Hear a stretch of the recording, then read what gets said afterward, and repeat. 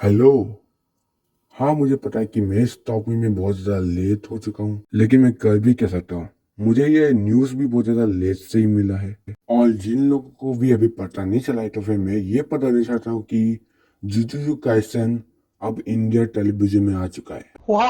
On Sony ये on 7 अप्रैल, जो कि ऑलरेडी पाल हो चुका है। 9 PM मंडे टू फ्राइडे। तो फिर द रीजन कि मुझे यह खबर इतने सारा देर से मिला है, वो इसलिए कि मैंने आज का कार्टून देखना बंद कर दिया है, क्योंकि वहां पे कोई भी न्यू चीज नहीं है मुझे देखने को, और मैं अभी बच्चा भी नहीं रहा, मैं थोड़ा बहुत बड़ा भी हो चुका हूँ। इसी वजह से मैं वो सेम चीज देख भी नहीं सकता। And unlike our movies channel जहाँ पे बहुत सारे हैं, हमारे टीवी में इन ज्यादा कार्टून का चैनल है भी नहीं, और जो है वो बंद है और हमें पैसा देना पड़ेगा in order to open it. तो फिर हाँ भाई, इसी वजह से मैं ज्यादातर टाइम मूवीज देखता हूँ। हाँ, वो बात अलग है, क्योंकि मैं कभी कभार जो शिनचैन का मूवीज आता है वो देख लेता हूँ, लेकिन हाफ ऑफ द टाइम मैं मूवीज देखता हूँ। और इसी वजह से मुझे ये न्यूज मिला न देर से, जब मैं शिनचैन का मूवी देखा था तभी यहाँ पे जो पॉपअप एड जैसा आता है वही आ गया, और इसी वजह से मुझे इसी तरह से पता चल गया। और जब मुझे पता चला तो बहुत ज्यादा देर हो चुका था, लेकिन फिर भी मैंने आज का जो एपिसोड था वो देख लिया, जो कि था 11 to 12। और मैं सिर्फ ये बोलूंगा कि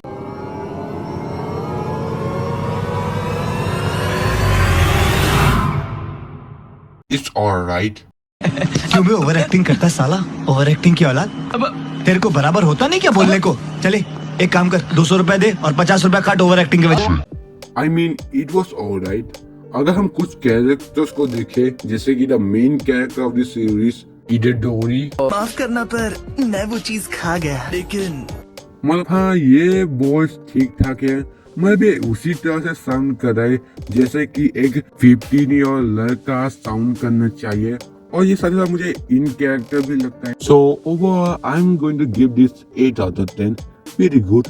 और साथ साथ मैंने ये भी देखा है कि कुछ लोग इस डब को क्रंचीरोल डब से कंपेयर करते हुए, which I will say yeah, Crunchyroll one is also very good, not gonna lie। और साथ साथ मैंने ये भी सुना कि कैसे सोनी ये वाला का वॉइस खराब है, तो वहाँ पे Crunchyroll वाला अच्छा है, और कहीं पे Crunchyroll वाला स्क्रिप्ट बेकार है, जहाँ पे सोनी ये वाला का स्क्रिप्ट अच्छा है। Well, to be honest about the script, मुझे इतना ज़्यादा कुछ पता नहीं है, क्योंकि मैंने अभी तक वो Crunchyroll वाला वर्जन नहीं देखा है। इनफैक्ट मैंने इस पूरे एनिमे को ही नहीं देखा है, और जो एनिमे मैंने देखा है वो है Dragon Ball, Naruto, One Piece and Evangelion, जो कि मैं अभी स्टार्ट कर रहा हूँ देखने में, अगर तुम एक कम्युनिटी पोस्ट देखते हो।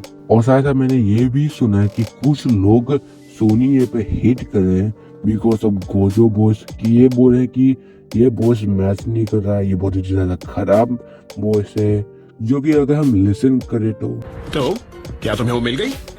ठीक है, हमें 10 सेकंड दो और फिर वापस खुद में बदल जाना। कुछ आई विल से दैट ये बॉयज इतना ज्यादा बुरा नहीं है, मतलब मेरे हिसाब से ये बॉयज अच्छा है। मैं इसे दूंगा 8 out of 10।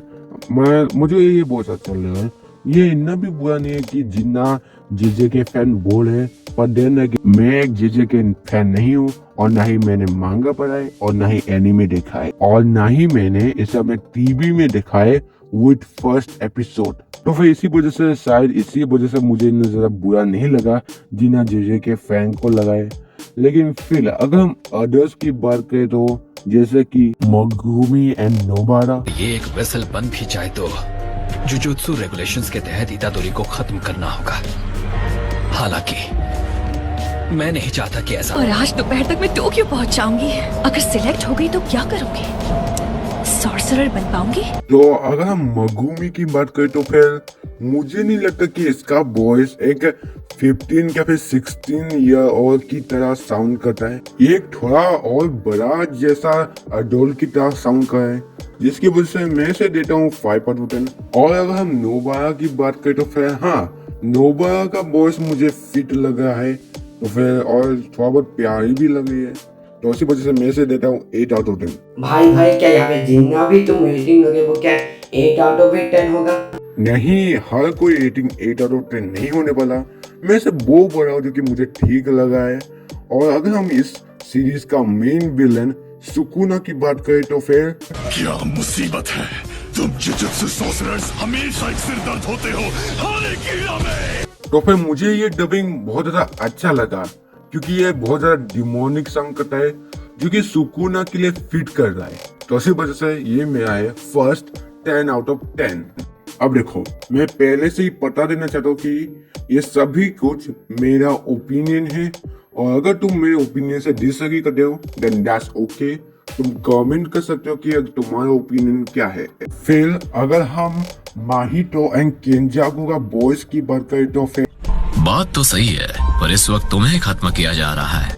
हम शातिर होंगे जैसे इंसान होते हैं और श्राप भी। देखो, केंजाकू का बॉयज मुझे ठीक लगा, लेकिन माहितो का जो ये बॉयज है ये पता नहीं क्यों अजीब लगा है।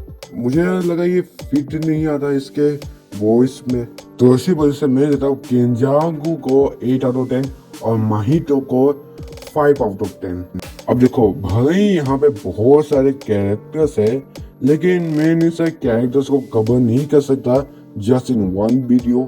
तो उसी वजह से मैं वॉइस एक्टिंग पार्ट को यहीं पे रखता हूँ और मैं ये बोलूंगा कि ओवरऑल ये वॉइस मुझे इतना ज्यादा बुरा नहीं लगा। मतलब ये सब कुछ जो वॉइस था मुझे ये ठीक ठाक ही लगा। I mean it's alright. लेकिन अब चलो हम दूसरी बात करते हैं और वो है सेंसरशिप की। अब देखो, जो सोनी ये है वो एक बच्चों का चैनल है जहाँ पे वो कार्टून्स देते हैं और अभी के लिए वो एनिमेस दे रहे हैं जैसे कि नारुतो, जेजेके। अब देखो, तुम जानते होगे कि नारुतो, जेजेके कैसा टाइप का एनिमे है। वहाँ पे थोड़ा बहुत खून खराबा होता है और इसी वजह से वो ऑब्वियसली बच्चों को नहीं दिखा सकते। तो फिर इसी वजह से उसने थोड़ा बहुत क्रिएटिव यूज किया, जैसे ही कैसे वहां पे जो ब्लड होता है उसको कलर से ग्रीन कर दिया, जो कि भले ही अजीब दिखता है लेकिन फिर भी ठीक ठाक है। और फिर बाद जो भी ब्लड सीन होता है उसे ब्लैक एंड व्हाइट वाला फिल्टर लगा देते हैं, जो कि अगेन ठीक है, लेकिन पेरेंट्स के लिए ये ठीक ठाक नहीं थे बिकॉज इन देयर ओपिनियन ये बच्चों के लिए हानिकारक है और इसे दिखाना नहीं चाहिए। तो इसी वजह से उसने सोनी ये वालों को ये कंप्लेन दिया, जिसकी वजह से सोनी ये वालों ने उसे जो एनिमेस होते हैं जैसे कि नारुतो एंड जेजेके उसने उसे रात का टाइम दिया, जैसे कि जेजेके 9 PM एंड नारुतो 10 PM, जो कि इस समय में जितना भी बच्चे लोग होते हैं वो सो जाते हैं। तो उसी वजह से उसके पास टीवी देखने तो टाइम नहीं होता और वो बचते हैं अडल्ट्स जो कि टीनेजर्स जो कि आराम बैठे वो एनिमे देखते हैं। लेकिन फिर भी मुझे यहाँ पास इस सेंसरशिप का एक प्रॉब्लम है और वो है कि जो तुम्हें पता ही होगा कि कैसे जेजेके में बहुत ज्यादा ग्रूसम और डिस्टर्बिंग सीन आते हैं। तो भाई इसी वजह से जो डिस्टर्बिंग और ग्रोसिंग है वो किसी से एडिट कर देते हैं, जैसे कि एक single frame before the disaster को फ्रीज कर देते हैं और ऐसा चला देते हैं। और कभी कभार इसकी वजह से मुझे कंफ्यूज हो जाता है कि आखिरकार यहाँ पे हो क्या रहा है, जिसकी वजह से मुझे फिक्र हो रहा है कि आगे जाके जो ग्रूसम सीन आएगा जैसे कि एक कैरेक्टर का मरना वो कैसे हैंडल करेंगे। But then again this is all my opinion. तुम लोगों का ओपिनियन डिफरेंट हो सकता है और यही था मेरा सेंसरशिप का प्रॉब्लम। तो फिर हाँ गाइस, यही था मेरा आज का video. And again this is all my opinion. You people have different opinion, तो फिर अपना ओपिनियन कमेंट में बता दो प्लीज। तो फिर हाँ गाइस, यही था मेरा आज का video and goodbye, tata, thanks for watching. मैं तुमसे मिलूंगा एक दूसरे वीडियो में, तब तक के लिए गुड बाय। और साथ में ये बोलना चाहता हूँ कि you should be thankful that you are not born in Russia because Который написал По.